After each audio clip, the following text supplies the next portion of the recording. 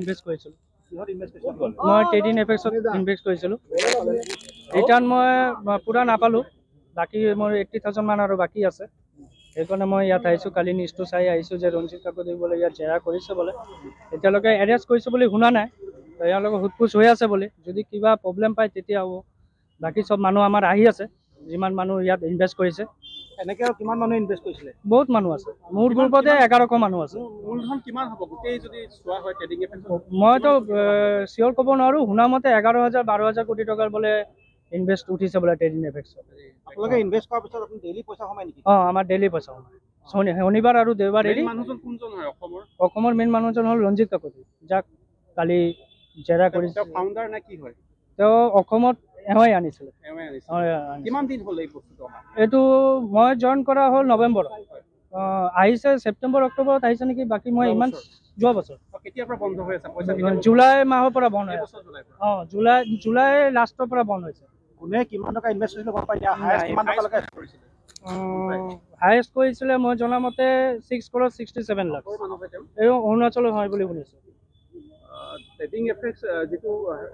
এতিয়া আপোনালোকে আইনী ব্যৱস্থা ল'ব নেকি অঁ আমি চবেই সেইকাৰণে গোট খাই আছোঁ গোট খাই কিনে আইনী ব্যৱস্থা ল'ম আমাৰ একো নালাগে আমাৰ পইচাটো লাগে আমি কাৰো ওপৰত ইমান কেছ কৰিব নাই কিন্তু আমাৰ পইচাটো ঘূৰাই লাগে আমি সহজ সৰল মানুহ আমি ইমান নাজানো মানুহ আহিছিলে জইন কৰালে ভালেমান পাই আছিলোঁ পইচাটো ইমান দিনৰ পৰা পটকৈ বন্ধ হৈ গ'ল এতিয়া আমাৰ পইচাটো লাগে বাছ ইমানখিনি ফাৰ্ষ্ট ষ্টাৰ্টিং ক'লে ইহঁতে শ্বৰ্ট চাৰ্কিট হৈছে বুলি ঠিক আছে শ্বৰ্ট চাৰ্কিট হোৱাৰ পাছত তাৰপিছত কৈছে যে আপোনাৰ শ্বৰ্ট চাৰ্কিটৰ পাছত আপোনাৰ ক'লে যে কি হ'ল মাইক্ৰ'ছফ্টৰ প্ৰব্লেম হৈছে মাইক্ৰ'ছফ্টৰ প্ৰব্লেম হোৱাৰ পাছত তাৰপিছত লাহে লাহে ইহঁতে ডিলে কৰি আছে তাৰপিছত মাজত আহিলে অঞ্জন পূজাৰী বুলি এজন আছে এওঁ ট্ৰেডিং এফেক্সৰ ওপৰত কিবা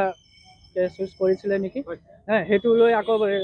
কেছটো ৰখি গ'ল তাৰপিছত হ'ল যে কোনোবাই FIR দিছিলে ট্ৰেডিং এফেক্সৰ ওপৰত সেইটো কাৰণে আকৌ ৰখাই দিলে এনেকৈ ডিলে কৰি কৰি কৰি কৰি কৰি আজিলৈকেতো পইচা পোৱা নাই আৰু ৰঞ্জিত কাকতিক বোলে কালি জেৰা কৰিছে বোলে পুলিচে সেইকাৰণে আমি ইয়াত জড়িত হ'ম আইনী প্ৰক্ৰিয়াটো ল'মেই এতিয়ালৈকে 100 ওপৰত মানুহ আহি আছে চবফালৰ পৰা মানুহ আছে যোৰহাট দুলীয়াজান তিতাবৰ চব তিনিচুকীয়া চবৰ পৰা মানুহ আহি আছে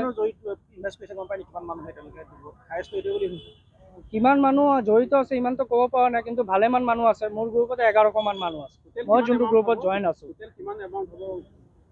11,000-12,000 কোটি টকাটো শুনিছোঁ বাকী মই চিয়'ৰ নহয়